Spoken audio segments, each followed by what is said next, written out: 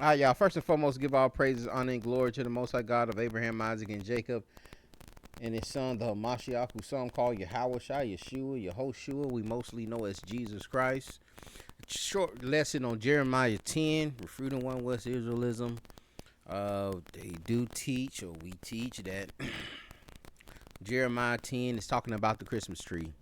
That is incorrect. All right, we're going to go through a couple of verses to establish that, to refute that. Let's go ahead to Jeremiah 10 and 1. It says, "Hear ye the word which the Lord," and then first and foremost, before y'all get all in the comments, I'm not saying that the Christmas tree is not pagan. The Christmas tree is definitely pagan. Christmas is definitely pagan, gleaned from pagan traditions.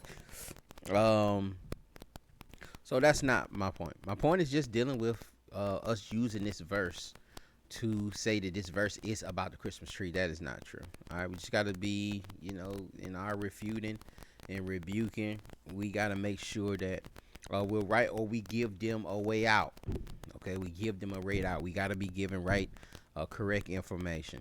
Jeremiah 10 and 1 says, "Hear ye the word which the Lord speaketh unto you, O house of Israel. Thus saith the Lord, learn not the way of the heathen, and be not dismayed at the signs of heaven, for the heathens are dismayed at them. For the customs of the people are vain, for one cutteth a tree out of the forest." Okay, one cutteth a tree out of the forest. "The work of the hands of the workmen," and this is the part that trips us up. We just ignore this. What does it mean? The work of the hands of the workmen. What is that? What is that detail? What is the details of that? What does that mean? The work of the hands of the workmen. The work of the hands of the workmen. Okay, one cutteth a tree out. The work of the hands of the workmen. What does that mean? And really, these are two different actions. With an axe, both done with an axe, but two different things being done. Verse 4 says, "They deck it with silver and gold. They fasten it with the nails and with hammers, that it move not." And they'll say, "Oh, well, what, the Christmas tree got stands now, and so we don't have to hammer it down." But they used to hammer it down. But they're hammering it down for a certain situation, for a certain purpose, that it will not move. "They are upright as the palm tree, but speak not. They must needs be born," meaning they're helpless, "because they cannot go. Be not afraid of them, for they cannot do evil, neither also is it in them to do good." Okay? They can't do evil. Don't be afraid of them. Are we afraid of the Christmas tree? We're not afraid of the Christmas tree. We don't think the Christmas tree can harm us. And this is not a seasonal thing. They're always going to have whatever this thing is that they're nailing down. They're nailing it down, so it'll always be here. All right, unless somebody has to uproot it or knock it down for some reason. Okay, they want it sitting upright. And I know we glean too from this upright, and they want it like the palm tree. It's like, yeah, it's like the palm tree used back in the day with the palm tree that they were, you know. But let's try to dive into this thing with a few other verses here. Let's go to Isaiah. Well, I can go here. Isaiah. A lot is going to be in Isaiah. Isaiah 40. We'll start with that one. Okay, here we go. It says the workmen. Okay, so now we getting. It says the work of the workmen. Okay, now we see the workman here melteth a graven image. The workman can be like a blacksmith. All right, what is the work of the blacksmith? What is the work of a wood carver? He's designing it. He's making it into something. Okay, the work of the workman is he's done cut the tree out the ground, and now he's carving the tree into a graven image. All right, that is the work of the workman. But let me move up a little bit just to make sure that we got what we have here. Okay, well, let's start at verse 19. Matter of fact, 18 it says, "To whom then will ye liken God, or what likeness will ye compare unto him?" Okay. It says, "The workman melted for graven image, and the goldsmith spreaded it over with gold and cast of silver chains."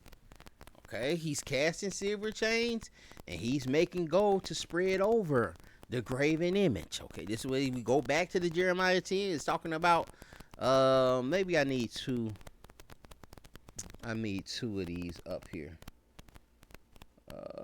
Bible Hub. Oh man, that ain't what I wanted. I didn't want Bible Hub blue letter. That's what we wanted. Blue letter. And we keep the Jeremiah 10 up so we can see the certain parts here of the casting of the gold. Okay, and cut it out the forest, nails, hammers. Oh, they deck it with silver and gold.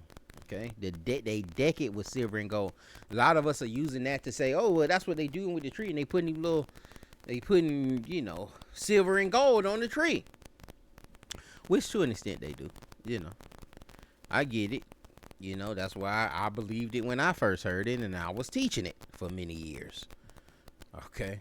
But here we see, and it's Isaiah 40, is they melted a graven image, and the goldsmith spread it over with gold, and cast of silver chains.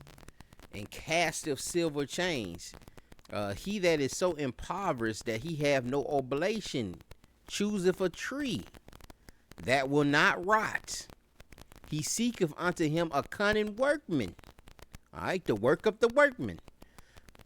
To prepare a graven image that shall not be moved.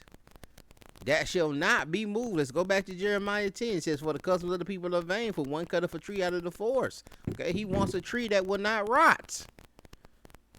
He wants a tree that will not rot, the work of the hands of the workman. Who's the work of the hands of the workman? He wants the workman to prepare him a graven image. All right, that workman is carving out an image. With an axe, they deck it with silver and gold. They fasten it with nails and with a hammer that it will not move. You see here, so in prophets to have no oblations, chooseth a tree that will not rot. He seeketh unto him a cunning workman to prepare a graven image that shall not be moved. Okay, he fasten it down that it shall not be, that it shall not move. Okay, it's just again making a likeness, trying to make a likeness that compares to Yah. All right, the workman melteth. You got the graven image, which is melted from gold and silver. Then you have one that comes from the carving of a tree. All right, let's go here to another one. Let's go to Isaiah 30.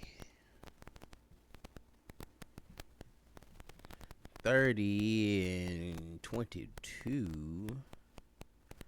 It says, ye shall defile, okay, ye shall defile also the covering of thy graven images of silver, and the ornament of thy molten images of gold. Thou shalt cast them away as a minstrel's cloth. Thou shalt say unto it, get thee hence. Okay, you'll throw away that idol. Okay, you'll get rid of that idol like you do. We ain't gonna get into that. Y'all know what that's saying. Okay. Covering of thy of thy graven images of silver, and the ornament of the molten images of gold. Okay. This is that again, dealing with these idols and making these idols, covering these idols with silver and with gold. Let's look at another one here. Isaiah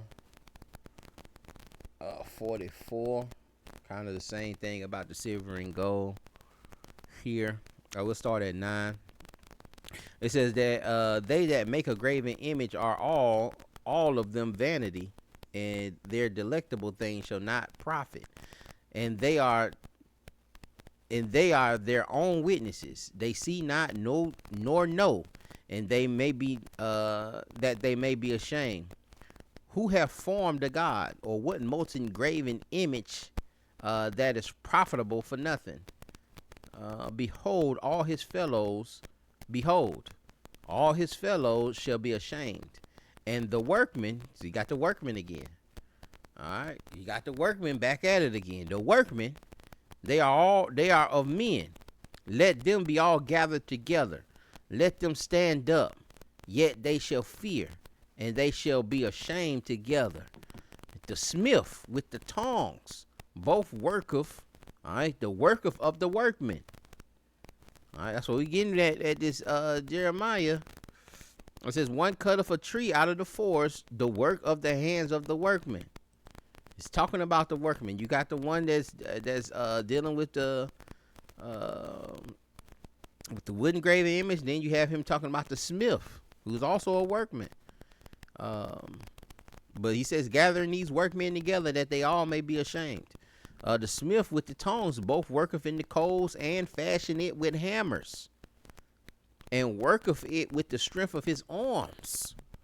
Yea, he is hungry, and his strength faileth. He drinketh no water, and he is faint. The carpenter stretcheth off his rule. He marketh it out with the line, fitteth it with planes. He marketh it out with the compass, and maketh it after the figure of a man, according to the beauty of a man, that it may remain in the house. He heweth him down cedars, and taketh the cypress of the oak, which he strengtheneth for himself. Among the trees of the forest he planteth an ash, and the rain doeth nourish it. Then shall it be for a man to burn, and will take thereof to warm himself and kindle himself, and baketh bread. Yea, he maketh a god and worship it. He maketh it a graven image, and falleth down thereto. All right, it's talking about just the Father. But all we trying to get from this is the language, the language of what it means, the workman, and the workman that worketh, the work of the workman, and the silver and the gold. What the writer's trying, because we're so far removed from the culture, in the language at that time, we have to use the text to explain it. Deuteronomy 27:15. It said, cursed be the man that maketh any graven or molten image, any abomination unto the Lord, the work of the hands of the craftsman. All right, the work of the hands of the craftsman, and putteth it in a secret place, and all the people shall answer and say, amen. All right, cursed be that man who puts these things in a secret place. And I was telling y'all about that sister who her son had the image in a secret place behind the door. You open the door up, it's in the corner of the back of that door where you'll never see it, because you just coming in the room. If you're not in the room with the door closed, you're not gonna see the image over there in the corner. But a lot of these images are a lot of these graven images, especially if you look at our brothers and sisters over there in Africa, in the west coast of Africa. A lot of the ancestors and things that they worship, these little deities, these little carved out images in Nephiism, they are graven images. All right, they are graven images. So what ultimately what we're gleaning from this is that it's talking about a graven image. They're cutting a tree out, but he's carving that tree into a graven image. We can also look at Bible Hub, and it's going to give us Bible Hub, Jeremiah 10, Jeremiah 10:4 or 3. Oh my goodness, hold on, y'all. Trying to do this with one hand. Jeremiah 10:4.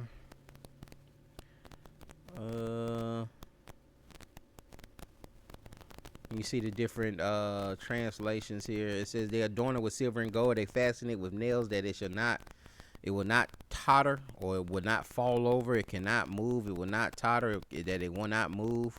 They decorate it with silver and gold. Let me go here to 3. It says, for the practice of the people are worthless. They cut a tree out of the forest, and the craftsman shapes it with his chisel. Their ways are futile and foolish. They cut down a tree. The craftsman carves an idol. A tree from the forest is cut down and worked with an axe by the hands of a craftsman. The customs of the people are vain. One cutteth a tree out of the forest, the work of the hands of the workman with an axe.